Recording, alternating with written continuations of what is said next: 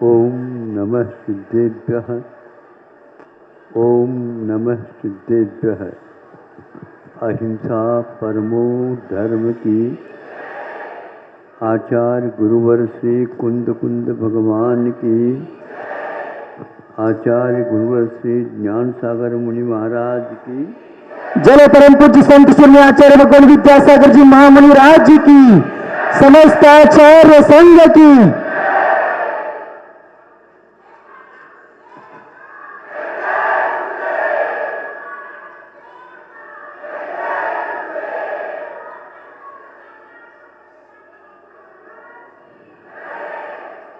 ये हजारों व्यक्ति हैं, सब जय जयकार कर लें तो हमारे 15 मिनट यूं निकल जाएगा।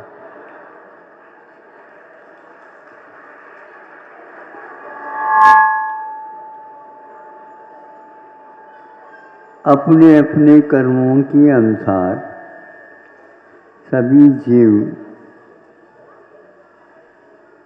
प्राण धारण कर लेते हैं। कुछ प्राणी ऐसे भी हैं जो पशु गति में हो करके भी अपनी विशेषता रखते हैं।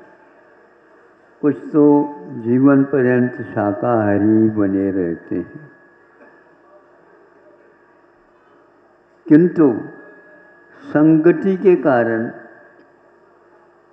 वे शाकाहार को भूलते तो नहीं, लेकिन उसमें यदि मिला करके दे देंगे कुछ तो वो उसका सेवन भी कर लेते हैं। उसके परिणाम स्वरूप उसके जीवन ही नहीं, अन्य अनेकों जीवों के ऊपर उसका प्रभाव पड़ता है। आप लोगों ने देखा सुना, इन दिनों में ऐसी घटनाएं बहुत सारी हो रही हैं जो नहीं होना चाहिए। पूरे के पूरे भोजन पानी के ऊपर निरंतर होने के उपरांत वे भयानक रोगों से ग्रसित हो रहे हैं। उसमें कारण क्या है? उसमें कारण एक प्रकार से उन बीजों का जो उत्पादन होता है उनमें विषाक्त पदार्थों का सम्मिश्रण कर लिया जाता है। गाय ऐसा प्राणी है जो आप समझ सकते हैं, किसी ने समूह के साथ जब कोई कार्य हो रहा होगा और उस समय उधर से एक गाय डर के कारण भागती हुई आई। उस गाय को भागते हुए आए देख करके सभी लोग जो समूह था वो तितर बितर हो गया। फिर भी छोटे बच्चे महिला आदि वो भी वहीं पर थी, किंतु वो गाय इतनी तीव्र गति से आई किंतु किसी भी व्यक्ति को धक्का लगाए बिना अपना काम कर गए। सोचो विचार करो, आप तो धक्का मुक्का खा करके एक दूसरे के ऊपर गिर जाते हैं, लेकिन स्वयं को भी संभाला और जो उस भीड़ जो है उसके लिए किसी को भी धक्का नहीं लगाया। इतनी सावधानी कैसी रहती है? यह एक प्रकार से जन्मजात उसका गुण है। पूरे जीवन में उसने क्रूरता का त्याग किया होगा, उसके फलस्वरूप उसको उस प्रकार की पर्याय नहीं मिली। हमें यह समझना चाहिए कि वो शाकाहारी प्राणी, आप लोग मनुष्य में तो शाकाहारी से मांसाहारी बन रहे हैं, लेकिन तिर्यंचों में कितने भी उसको दे दो मांस वह छुएंगे नहीं और शाकाहार के माध्यम से ही अपने जीवन गुजारेंगे। नहीं भी मिलता तो भी कभी वो मांस भक्षण नहीं करते। गायों के ऊपर यह शोध कर लिया गया कि उन्हें जो मिल रहा था, जो अन्न पशुओं का अन्न आहार, उसमें मछलियों का भी सम्मिश्रण छोटे छोटे बना करके दिया जाता था। उसके फलस्वरूप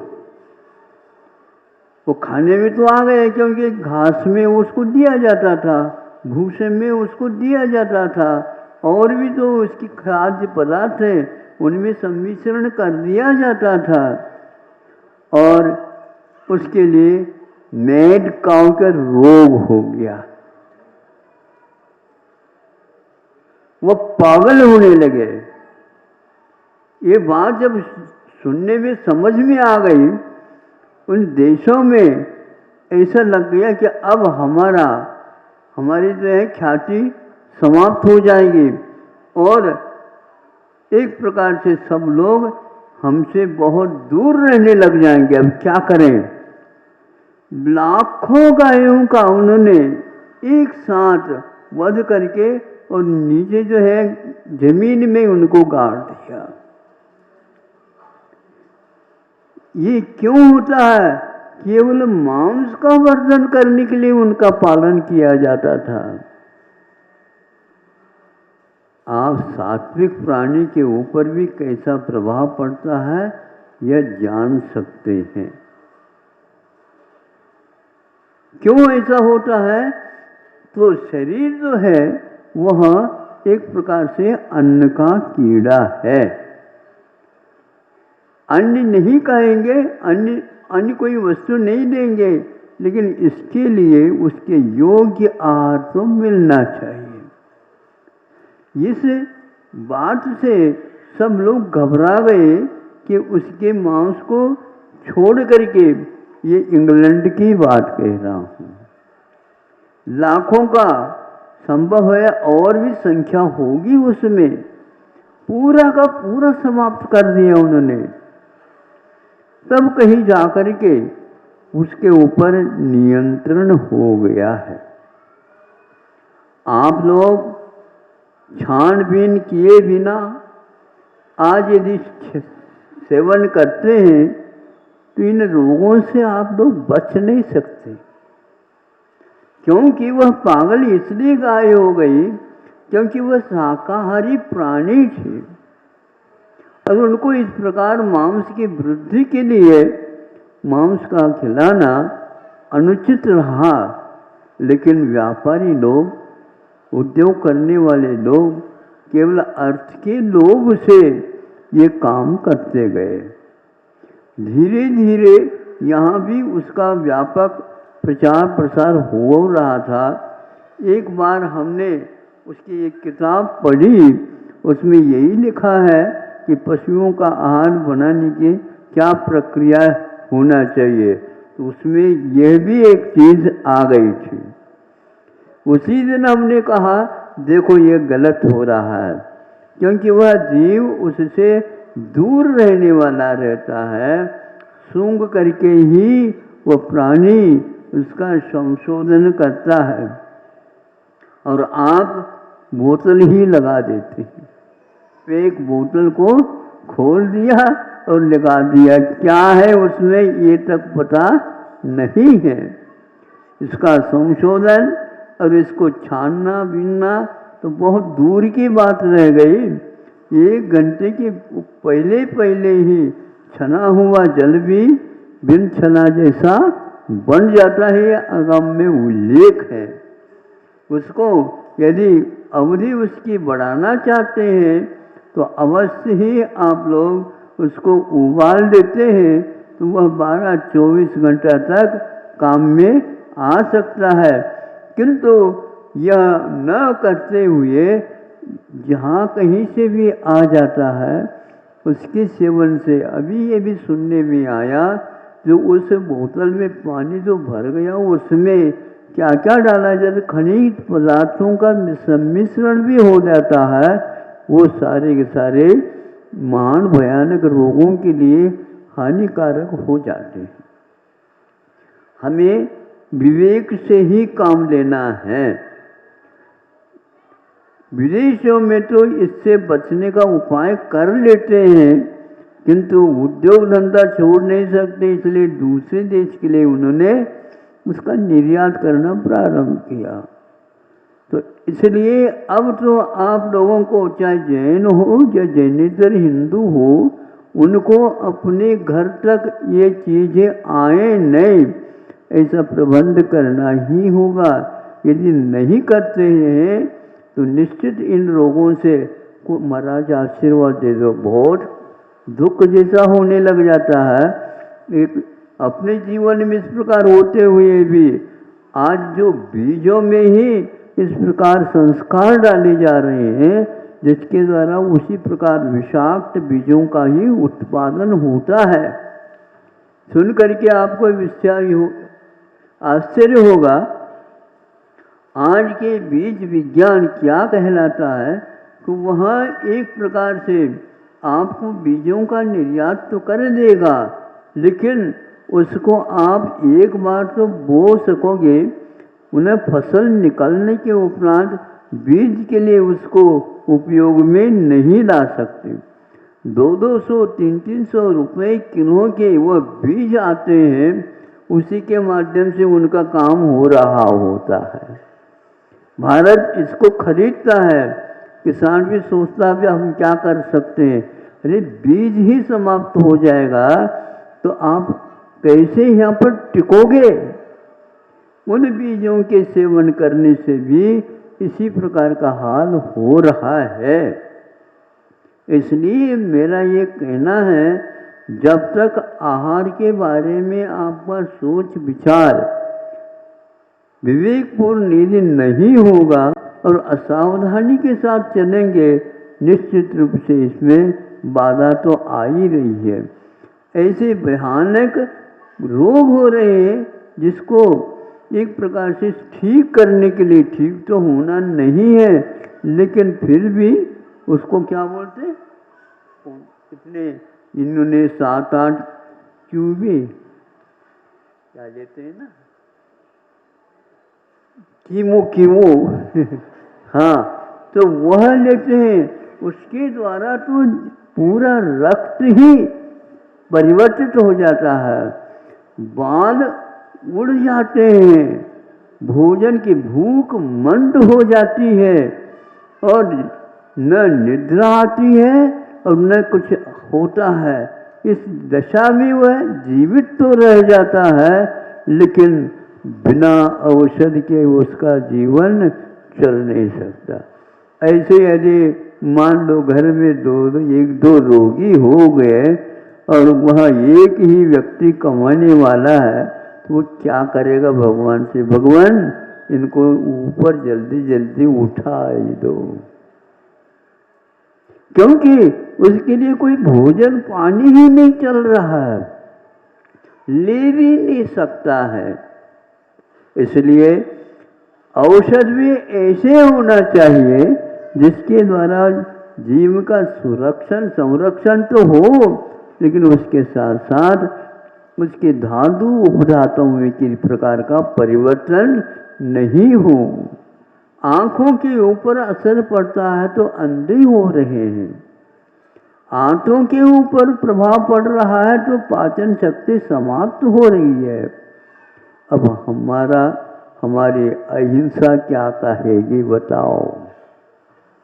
हमारी अहिंसा अब कहाँ रहेगी, क्योंकि हिंसा क्या है यही ज्ञात नहीं हो पा रही है। ऐसे पेय पदार्थ, ऐसे खाद्य पदार्थ, बीज राख फल भोग में जो किसान जग माए, वह किसान अब क्या करेगा, बीज ही खरीदता है, प्रतिवर्ष उसको बीज ही खरीदना है। आप बताओ, एक बार यदि आपने दूध से दही जमाया, अब उसके लिए जामुन के लिए प्रतिदिन किसी के पास जाने करके मांगने की आवश्यकता नहीं आती थी, काम में आ जाएगा। ये जिसमें हमने दूध जमाया है, दही बन गया, वो मटकी ही अपने आप में सक्षम है, उसमें जामुन नहीं भी डालो तो भी जम जाएगा। इसको बोलते हैं बीजत्व। आज आपके पास ऐसा बीज रहे ही नहीं, तो उग ही नहीं सकते। इस प्रकार हाईब्रिड इसको बोलते हैं लोग, नया उत्पादन हो गया। उत्पादन नहीं, उत्पादन है ये।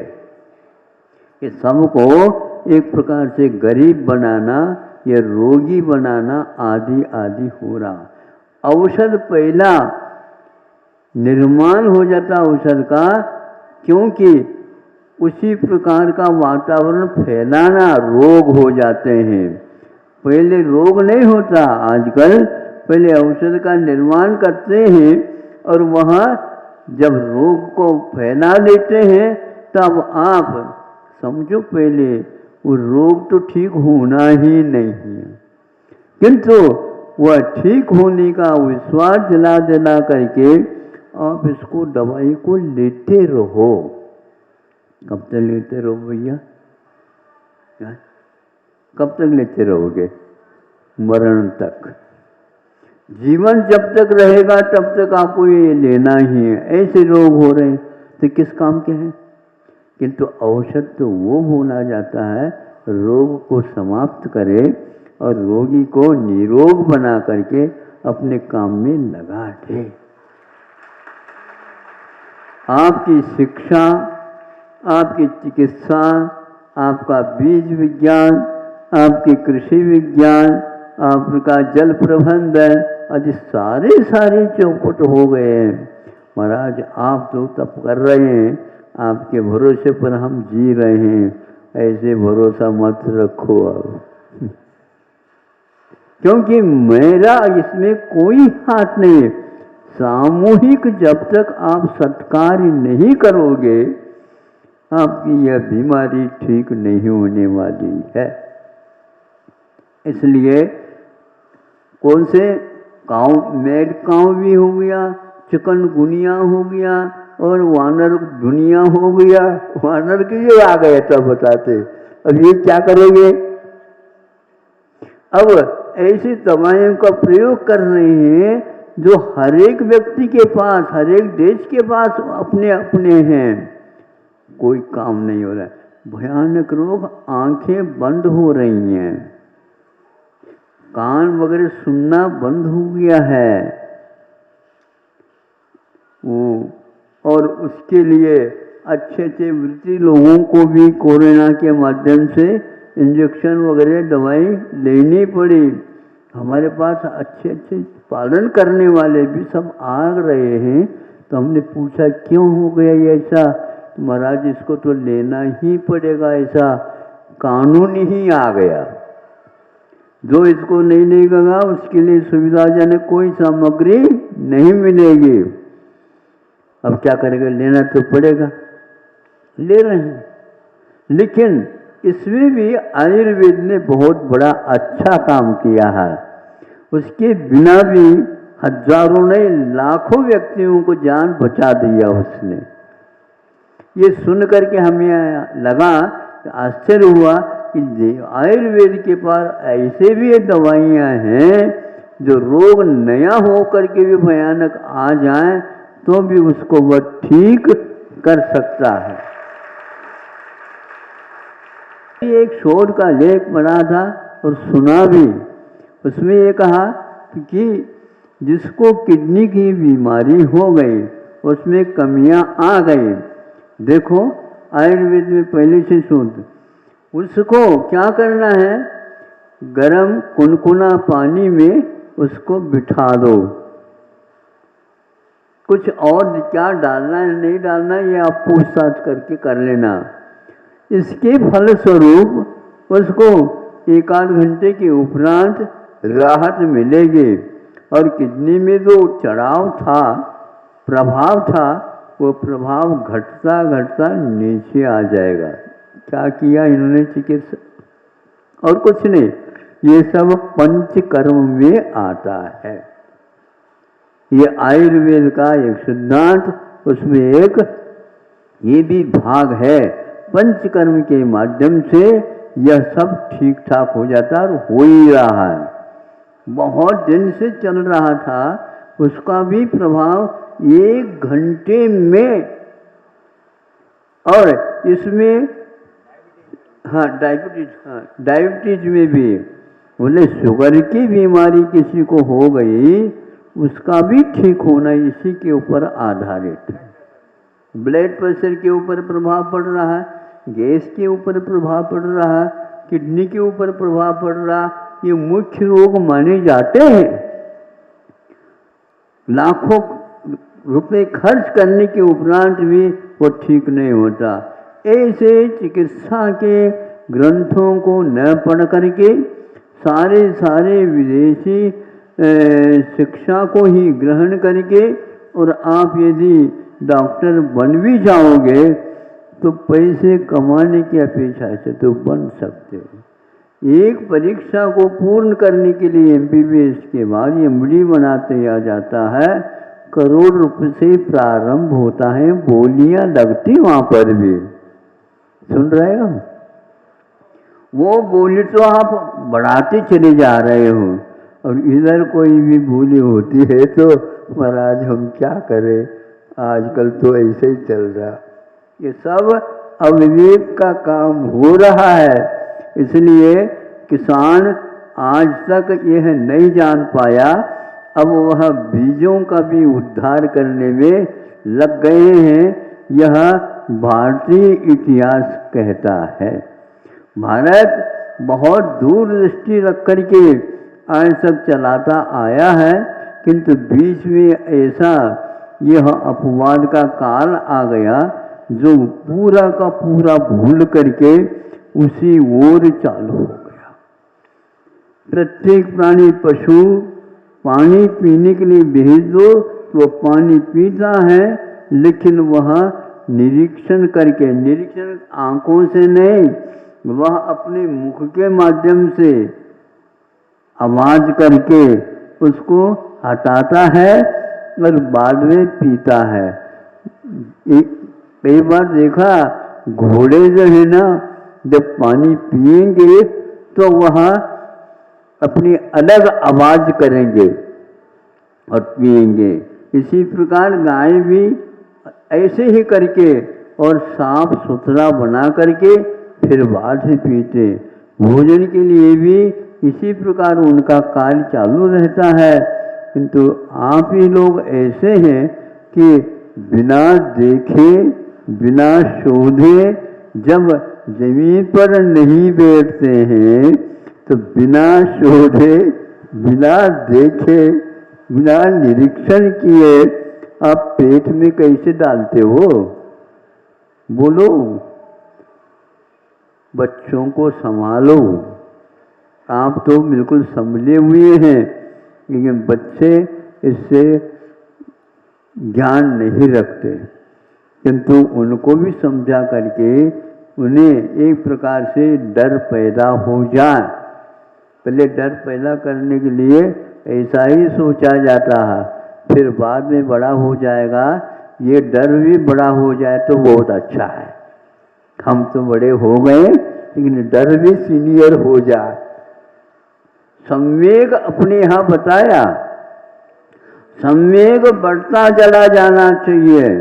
आपके यहाँ आवेग तो बढ़ता जा रहा है, उद्वेग तो बढ़ता जा रहा है और वाहनों का वेग भी बढ़ता जा रहा है, किंतु संवेग की गरीबी हो रही है। हमारा कहना है सम्यक दर्शन तभी सुरक्षित रहेगा आप में संवेग आ जाए। कुछ समझ में आ रहा है कि नहीं? आ रहा है। संवेग, अनुकंपा, आश्चर्य के आदि आदि गुणों का होना अनिवार्य होता है, तब सम्यक दर्शन प्राप्त होता है। प्राप्त सम्यक दर्शन की रक्षा भी इसी के अनुरूप भावना करने से होती है। आप लोगों से कहना है पशु आदि शाकाहारी से मांसाहारी नहीं बन रही, इसमें भी इतना ही नहीं, पक्षीगण जितने भी हैं शाम होते ही अपने अपने नीड़ों में जाकर के बैठ जाते हैं, चूं प्यूं कोई कुछ भी नहीं करते, और आप रात भर आपकी रेडियो चलती रहती है। वो रात में बोलते नहीं, रात में खाते नहीं, कुछ भी नहीं करते, क्योंकि किसान लोग वगैरह रात में उनको पानी भी नहीं पिलाते, पहले से ही अंथो करके बिठा देते, और आप चलता ही रहता है। बच्चों के लिए चाहिए, हाँ बच्चों के साथ आपको भी तो चाहिए। नहीं, छूट छाट नहीं करते हुए, जैसे पशु हैं वैसे ही आप लोग चारों प्रकार के आहार का त्याग कर दो, बहुत अच्छा होगा। अच्छे क्षेत्र में आप लोग आए हैं इसलिए कह रहे, ये अच्छे बन जाए। और बच्चों को, आप यदि बच्चों के सामने ये काम नहीं करेंगे तो बच्चे भी नहीं करेंगे। ऐसे ऐसे भी परिवार हैं जिन परिवारों में अभी तक कोई भी जमीकंद आदि नहीं आए, तो बच्चे भी उसको सूंघते तक नहीं। और आपके यहाँ तो चल जाता है, चलाने से तो सब कुछ चल सकता है, लेकिन उसके स्वभाव से परिचित हो जाएंगे, निश्चित रूप से आपको हो सकता है। ऐसे उदाहरण भी और भी हैं। संस्कृत और प्राचीन ग्रंथों के अध्ययन करने से हमें ऐसे पाठ मिलते हैं, देश की उन्नति में वो सहायक हो सकते हैं। इसलिए ऐसा साहित्य पढ़ना चाहिए जो अशुभोपयोग की ओर न ले जाए, विषय और कषायों की ओर न ले जाए। तो ऐसे महापुरुषों के जीवन चरित्र पढ़ना चाहिए, जिसके द्वारा राष्ट्र का भी पूर्ण कल्याण हो सकता है और हुआ है। जैसे कल यथा राजा तथा प्रजा कहा, उसी प्रकार साहित्य के अवलोकन से भी हमें यह पाठ मिल सकता है। ऐसे ग्रंथों का वाचन, पठन पाठन और शोध अनुसंधान आदि करते रहेंगे, निश्चित ही भारत को और आप उन्नत देख सकेंगे। इतना ही पर्याप्त समझता हूँ। अहिंसा परमो धर्म की।